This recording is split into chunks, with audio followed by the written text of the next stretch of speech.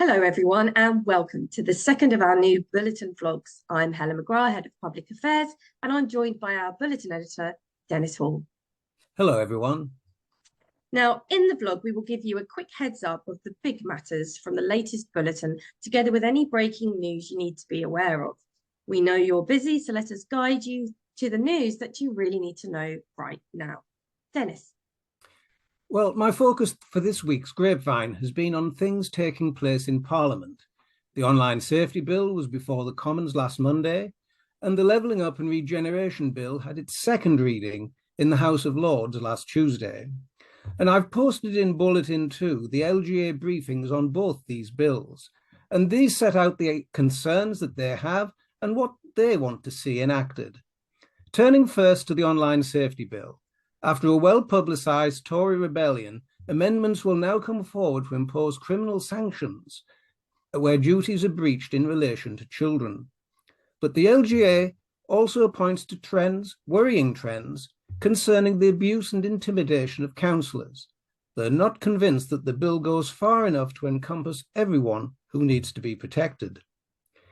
The Levelling Up Bill is wide-ranging, but note that it plans to introduce new powers for ministerial interventions into failing councils, and the LGA are not at all happy about the proposals on this, and their briefing paper explains why. And finally, can I mention that as the May elections will soon be upon us, Bulletin 2 contains the latest guidance from the Electoral Commission for returning officers, electoral administrators, and electoral registration officers. Helen, over to you. Thank you, Dennis.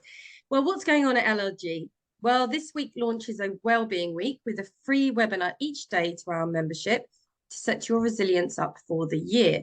We are also taking bookings for our election conference in early February and have kindly been included in the elections webinar programme that the AEA are putting together and are happy to share for free with our members. So many thanks to them.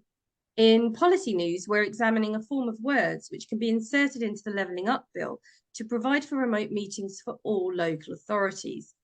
We're undertaking this work with NAUC and ADSO, and this comes off the back of the NANDI proposals pushed hard by the Royal Institute of Town Planners, who I'm delighted to say are also collaborating with us.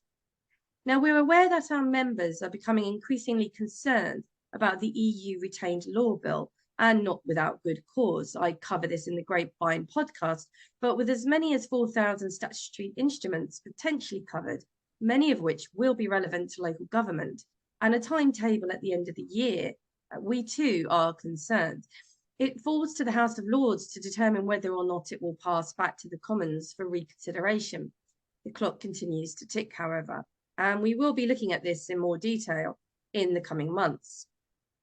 And now, finally, as interventions and PIRs continue to make the news, LLG are running two separate work streams to examine the effect of the downgrading of the monitoring officer and marginalisation, in some cases, of the legal team. One of these work streams will be kicking off with an information gathering roundtable alongside Grant Thornton, Alice and Solace. Details will be available within the next few weeks, so please look out for that and join us if you can. And now for a sneaky peek at what's coming up in Bulletin number 3. Dennis. Well, some surprises perhaps, but perhaps not. Our sector has been dominated this week by the controversies surrounding those levelling up funding allocations, whether they are fair and evidence-based or simply politically influenced.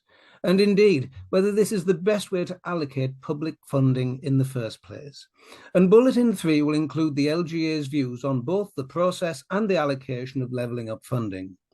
Other things, there's an interesting article that considers recent Court of Appeal guidance on sanctions for breaches of antisocial behaviour injunctions. And there's an item too about the government law officers. How independent are they? What parallels are there with local government lawyers? And on elections again, this new voter ID procedure is examined in detail in a House of Commons paper. Look out for these items in Bulletin 3.